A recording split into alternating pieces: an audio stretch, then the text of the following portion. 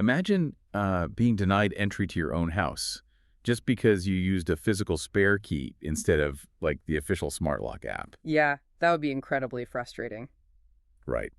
Well, that exact clash between strict digital bureaucracy and messy human reality is the heart of a really fascinating June 2026 ruling from the Mexican Supreme Court.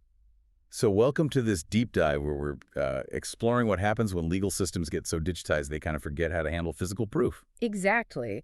We're looking at a case where a citizen tried to exercise a fundamental right, an amparo, which is, a lawsuit for constitutional protection, but they got caught in a digital technicality that almost erased their case entirely. Okay, so let's lay out how this actually played out. A plaintiff went to the judicial portal to file this amparo online, but instead of using their own digital signature, they used their authorized representative's electronic signature, the file. Right, the file. Yeah.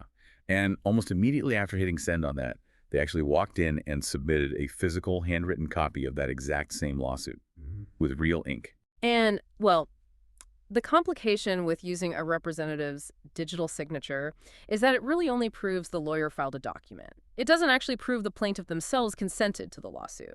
Oh, I see. Yeah, so back in 2018, courts set up these precedents, specifically demanding the plaintiff's own digital signature for electronic filings. And those rules were built to prevent fraud, basically to stop bad actors from filing lawsuits in someone else's name without them knowing.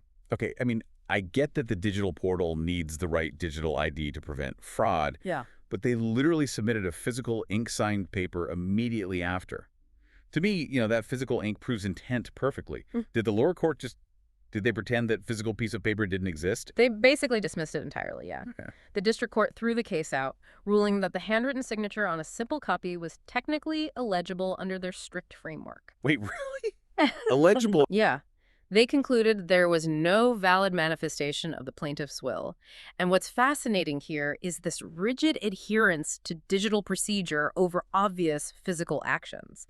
I mean, we have the legal principle of proving the aggrieved party's actual intent directly colliding with the reality of a flawed, multi-step filing process. Okay, let's unpack this because that leaves the court in a huge bind. Yeah.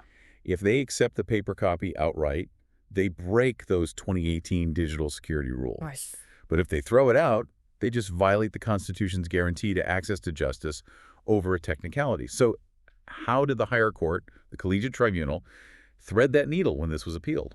Well, the tribunal looked at procedural codes, specifically Articles 207 and 217 of the Federal Code of Civil Procedures, that essentially state a physical copy is undeniable proof that a document physically exists in the real world. Meaning you can't just digitally wave it away. Exactly. The ruling established that judges cannot simply dismiss a case under these circumstances. Instead, they are obligated to issue a prevention. A prevention. What does that mean in practice? It means they must ask the plaintiff to formally step forward and ratify their demand in person. Ah, okay. So to bring back the house key analogy, the court isn't just letting them walk in, but they aren't changing the locks either. They're stepping out onto the porch and asking, can you prove you actually live here before we let you in? That is a great way to put it. By handling it that way, they satisfy both legal requirements.